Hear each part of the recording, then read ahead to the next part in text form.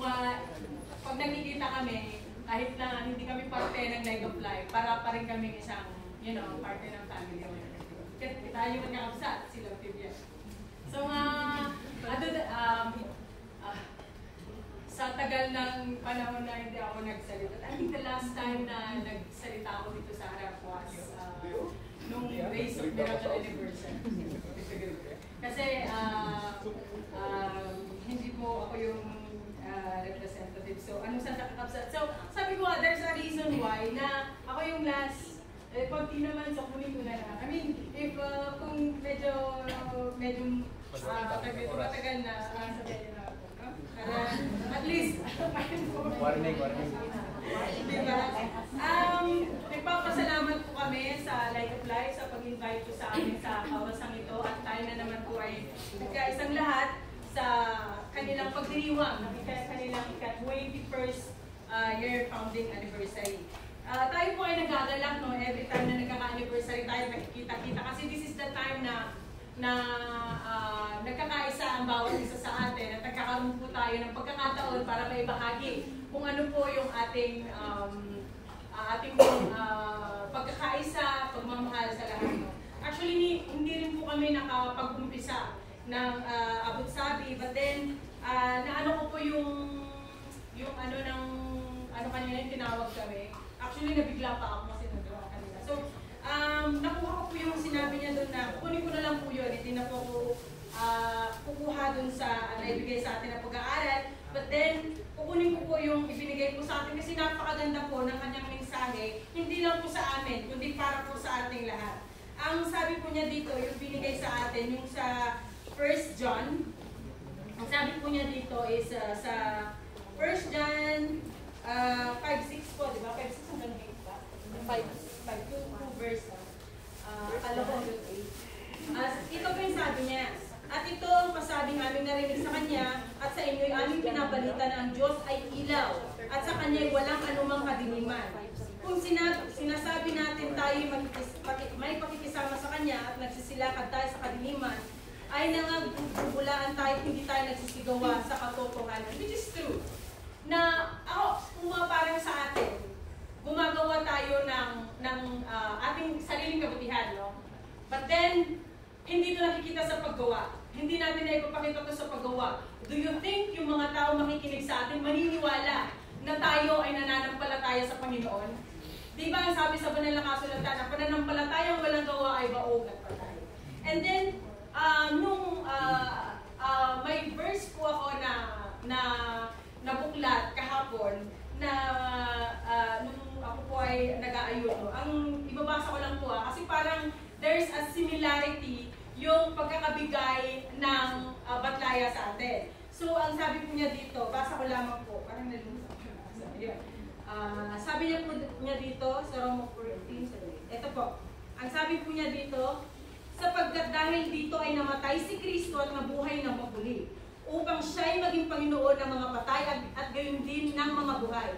Datapot ikaw, bakit humahatol ka sa iyong kapatid?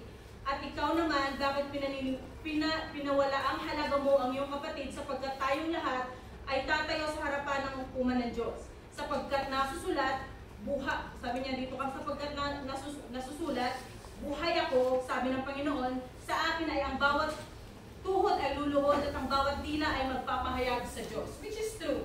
Di po ba mga kapatid, na sabi nga, lahat ng makasalanan ay tinatawag pa rin ng Diyos. Kasi po ganito po yung nangyari. Nangyari po kasi, nung nandun po kami sa tubig ng buhay, nag-ebanghelyo po kasi ako.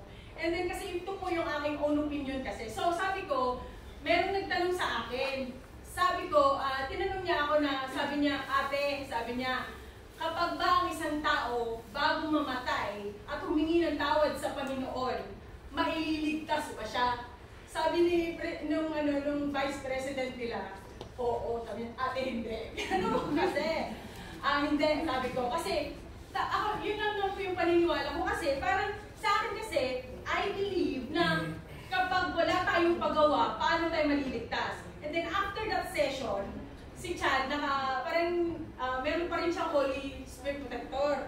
Nakaupo ko, parang tapos na wala na, di ba? Sabi niya sa akin, Marisa, Gulat ako, bakit? Tinama niya ako. Tinama niya ako na parang, part of me, parang, wait, saglit lang.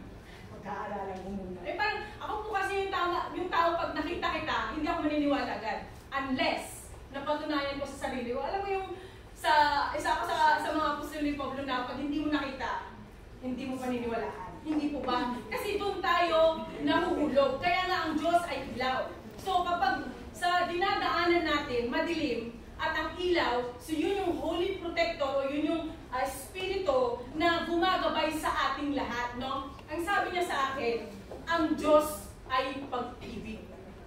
Lahat ng makasalanan o lahat ng lumalapit sa Panginoon ay kanyang tinatanggap. But then, sa kanyang sinabi, wala siyang sinabing siya ay patatawarin. Kasi mga kapatid mo, ang Panginoon ay totoo nga. Sabi natin na siya talaga ay pag-ibig, which is true. Tatanggapin niya tayo. Pero wala akong karapatan or I don't have that right na sasabihin ko, hindi ka maililigtas. Kasi yan yung na-realize ko. Now, when it comes to evangelism, we need to be very careful. Kasi lahat ng lumalabas sa ating bibig, no? Kumbaga parang sa akin, kumbaga parang, but then I am still thankful. Kasi that day, nabigyan ako ng kaunawaan and then wisdom. Na kumbaga parang, kasi yun yung namimiss natin lahat eh. Yung spirito na magtuturo sa atin at it depends on us if we're going to listen or not. Right? Kasi sa atin kasi, minsan doon tayo nahuhulog. Kasi minsan hindi tayo naniniwala. Bakit? Dahil hindi ko, sabi ng spirito kanina, meron na tayong bunga, pero hindi natin alam kung may uod doon sa loob o wala. Maganda nga yung pagkakakita sa atin, pero hindi natin nakikita kung matamis ba siya o kung masarap ba siya. So, kaya nga sabi natin na kinakailangan pa rin natin na, na-jamirisanan sa Tagalog, kailangan pa rin natin na siyasatin ang ating mga sarili kung totoo bang tayo ay nasa pananampalataya at tayo ay gumagawa ng ayon sa kagustuhan ng Panginoon. Kaya nga sabi ko, dapat pala, I will not judge. Kaya nga yung sinabi niya dun sa nabuklat ko, na sinasabi niya dito na ang Panginoon lamang ang may karapatan na magsasabi kung ikaw ay maililigtas o hindi ako. So, ang sasabihin ko lang, siguro, the safest way for me na para sabihin sa isang kapatid is like, patatawarin ka ng Diyos. Pero, ang pag-uusga, ang pag-judge, nasa Panginoon pa rin wala sa akin. I think that is the safest thing dapat na parang kasi sa akin parang tuldok na eh. Dapat may koma. Kumbaga tayo, no, makasalanan tayo. Tuldok na ba yun? Dapat may koma. Kasi meron pa rin pag-asa. Bakit ang Panginoon ay nandito? Bakit ang Panginoon ay nabuhay na muli? Kumbaga parang bakit siya pinanganak? Para magkaroon tayo ng pag-asa. Kumbaga parang kahit na tayo ay makasalanan, tayo ay mabubuhay na muli dahil sa kanyang pagmamahal. Diba? For God so loved the world. Diba? So sabi ko nga na if ever, kung mapapakinggan nyo kanina yung, ay hindi pala sa akin. Kung mapapakinggan nyo yung sinabi ng Espiritu kanina, no? Ang sabi niya doon na kapag tayo ay pinagsasabihan, huwag tayong, kasi meron kasi tayong instinct eh, minsan, di ba? Mostly mga Ilocano.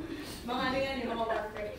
Pag pinagsabihan mo, kagad, di ba? Mga warfare, kagad, away na agad, big deal na agad, di ba? But then, we didn't realize na may tama.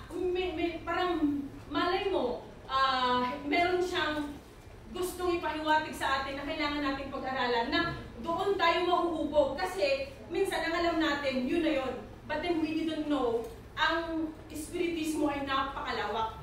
Habang tayo ay nabubuhay dito, tayo ay still nag-aaral. Hindi pa tayo yung katulad na, di ba, pag graduate na tayo sa school, parang okay na, yun na yun. Di ba yung mga iba, kung gusto pa nilang ma-enhance o mag-grow, mag-masteral sila, di ba? So, huwag tayong huminto.